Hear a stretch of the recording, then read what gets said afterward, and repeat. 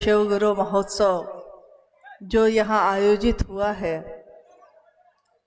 आप सभी गुरु भाई गुरु बहनों के अथक परिश्रम, सहयोग और शिव भाव को मूर्त रूप देते हुए यहाँ प्रतीत हो रहा है।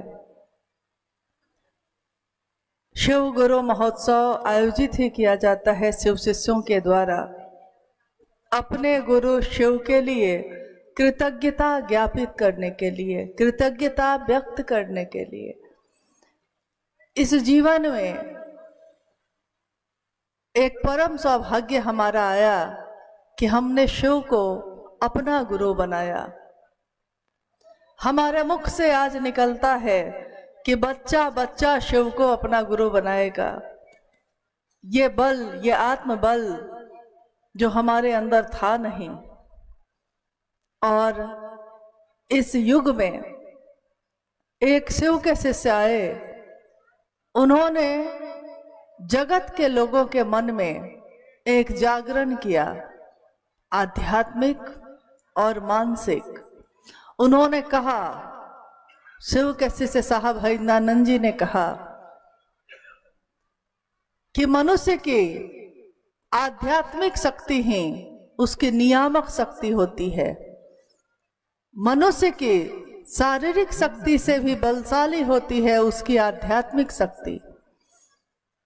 शारीरिक तब मजबूत होता है जब मन मजबूत होता है, मन तब मजबूत होता है जब शिव का सानिध्य उसको मिलता है। कितने युग आए, आपने इतिहास सुना, उस इतिहास में आपने ये सुना कि शिव के अनेक स्वरूप पूजित हुए, अनेक रूप ऐसे आए धरती पे जो पूजे गए, आज भी जिसकी पूजा होती है। और असंख्य लोग हैं जो विभिन्न स्वरूपों में पूजा करते हैं शिव की। कहीं पे संसार को जहाँ भय से भय लगता है, उस भय को भी जिससे भय लगता है महादेव से, महादेव का एक रूप है महाकाल का।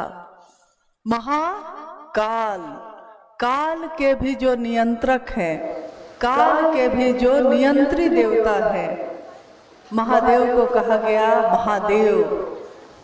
असंख्य देवता हैं, असंख्य देवी हैं, उन सभी देवी देवताओं के भी जो देव हैं, उससे भी जो ऊपर है, जो शिखर पे बैठा है, उसको कहा गया महादेव। जीवन और मृत्यु के चक्र से जो बाहर निकालते हैं, अपनी करुणा से जो मुक्त करते हैं, उनको कहा गया महामृत्युंजय। नटराज के रूप में जिनकी थाप से होता है, रहता है और उसका लय हो जाता है, नटराज शिव।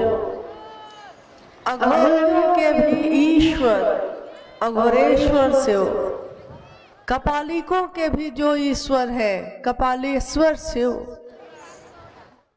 और तमाम तरह की जितनी भी ऊर्जा हो सकती है धरती पे या ब्रह्मांड में या पूरे कोने कोने में, उस सब के अक्षय स्रोत है वो।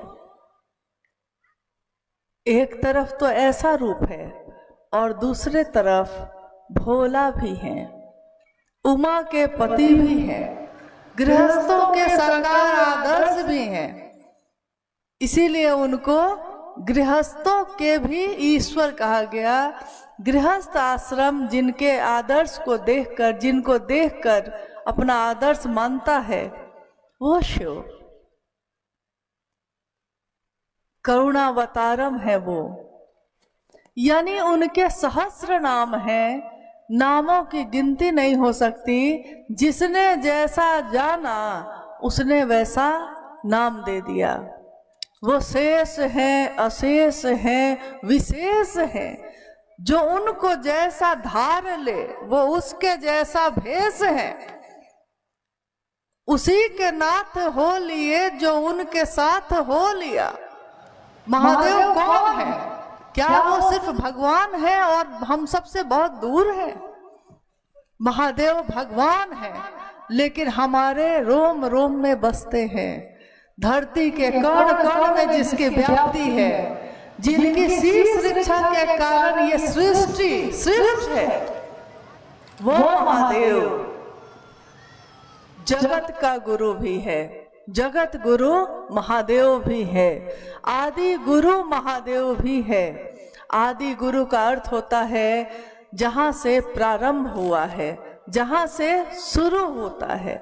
क्योंकि हम अक्सर कहते हैं आदि है, अनंत है, आदि अनंत शिव, यानी आदि तो है, प्रारंभ है, लेकिन अंत नहीं है, अनंत है।